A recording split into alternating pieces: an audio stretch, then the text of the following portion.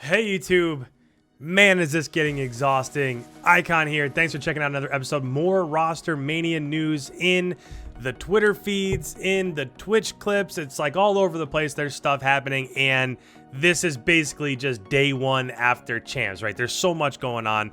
But with that, we do have a couple more stories here. So there's a little bit more that was said later on in the day revolving the Clayster situation, and we will go through and we will cover that.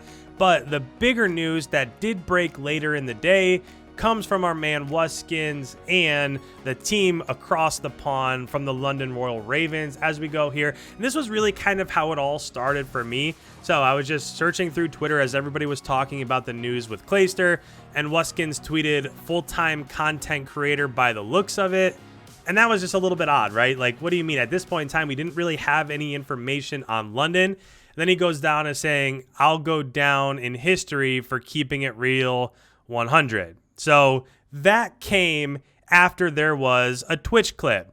So this Twitch clip has been making its round. It's really just a 7-second clip. We're going to go ahead and let's play it. We'll talk about it, and then we'll get some more reaction here. What was that, Manta?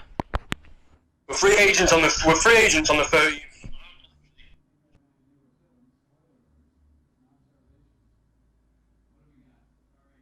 All right, so if you didn't quite pick up on what happened there, he was obviously on a phone call. He said, what was that? And then literally into his mic, he said, we are all free agents on the 13th, meaning September 13th. So here in about 10 days or so now, all of them are going to end up being free agents. Now, there was some discussion on, are they actually free agents, or is it just some contract restructuring? What really is going on there? So it's not quite totally sure what's going on there, but there has been a couple tweets after that. So like Jerd tweeted this, I'm an unrestricted free agent for the 2021 season. Jerd was obviously benched and didn't even play down towards the latter half of the season. So this was kind of expected. And then maybe a little bit unsuspecting is IsZero tweeted this. So just this gif of just kind of a wave saying goodbye. So there's a lot of stuff going on here, but it does seem like at least initially, come September 13th, London's roster will be reconfigured a little bit.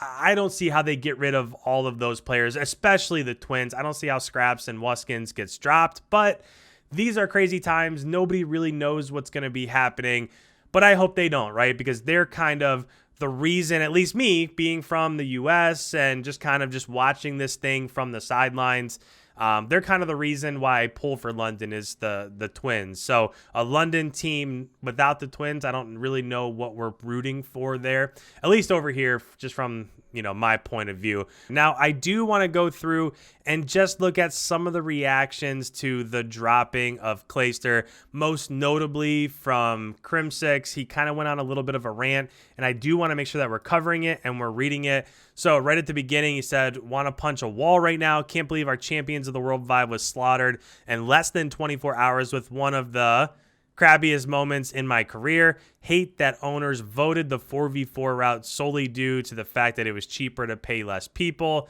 Pathetic. So it does seem like all of the 12 owners voted on what was best. And as Hastro does reply to this and say that if you looked across timelines for the last month, the vast majority of even players were wishing that it would be 4v4, right? 5v5 was nice. You have 12 extra players in the league and all of that, but it just doesn't really work out all that well when it comes to Call of Duty.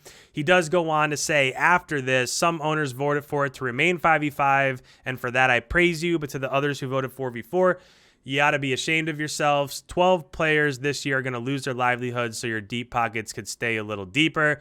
Then he said, I, as a player, agree that 4v4 plays better in COD, but for them to cut 12 spots and no expansion is yet another slap in the face to the Call of Duty Pro players. The switch should have only been made with expansion teams coming into play. Now, I do want to say that Hastro goes on to say just a couple times that it's really hard to do. Just in response to this, Hastro says, plenty of players asked for it too. Just search around on Twitter. Wasn't just the owners. Of course, our whole team and org wanted to keep 5v5. It wasn't us at all, but such is life, man. Such a loss for us and not many others. That's the reality we are in. Crim says, I know it was both parties, but I've already absolutely roasted those players for it behind the scenes. And then to that final reply there that Crim put out, ACHES showed up in the timelines again. He said 4v4 with expansion would not have been an issue. Shouldn't have done one without the other, in my opinion. Or, you know, could have just never went to 5v5 to begin with, and none of this would have been an issue. And I feel like Hastro gives a little bit of insight here. He says, okay, now we can agree on something here, but COVID happened. Very hard to expand right now. Just to get these team expansion deals done would have been a difficult task. Trust me, it's a long process to buy in. So that's kind of what I was referring to earlier. Of course, I completely agree that if they decided they're going to go 4v4, then they should add 4 or 5 more teams or whatever, just so that those pros like Clayster and Gunless and a lot of these other pros that are going to end up being dropped have somewhere to go. That way you're not limiting your player pool by 12 people. I mean, it's just, it's going from 60 players down to 48 players. Think about that. For professional Call of Duty, there are only 48 people in the entire world that are playing. So I get it. We don't, of course, we're just kind of sitting here on the sideline. We don't really know what goes into the entire process, but it's a large buy-in. And I think if you're the league, you kind of had to play this for the long haul, right? You had to make sure that when teams buy in, they're there for good. They're not just going to come in, be there for a year, and then head out. I will say that I like what Joanna Ferry said, so the commissioner of the CDL. She said that we would rather continue to gauge interest across the league. We're going to take 2021 to make the league overall better. The viewership will go up. We'll be more solid and concrete with our 12 teams. And then at the end of 2021, when there's a ton of more interest, then we can go ahead and accept the buy-ins and accept the expansion. So it does seem like this is a little bit of a play for the long run.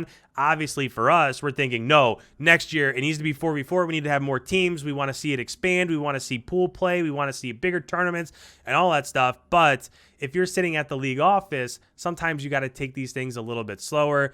And it just so happens that right now we're at a bump in the timeline, right? Nobody really knows what's going on with roster Mania. All these pros that are super important to their team are getting dropped. So with that, guys, this is another one of those videos. Comments down below. Let me know what you think. What's going to happen with London? Do you think that they're going to end up re-signing their players? Do you think that they're going to bring in new players? I can't believe that WUSKINs and SKRAPZ wouldn't be there, but who knows, right? We're all kind of in the same waiting game forever. Any comments, put them down below. If you're new around here, I'm your one-stop shop for all things Call of Duty League in the off season, heading into year 2. Make sure you hit that subscribe button. Leave a like. It helps out the channel. Thank you guys so much. We will see you in tomorrow's upload.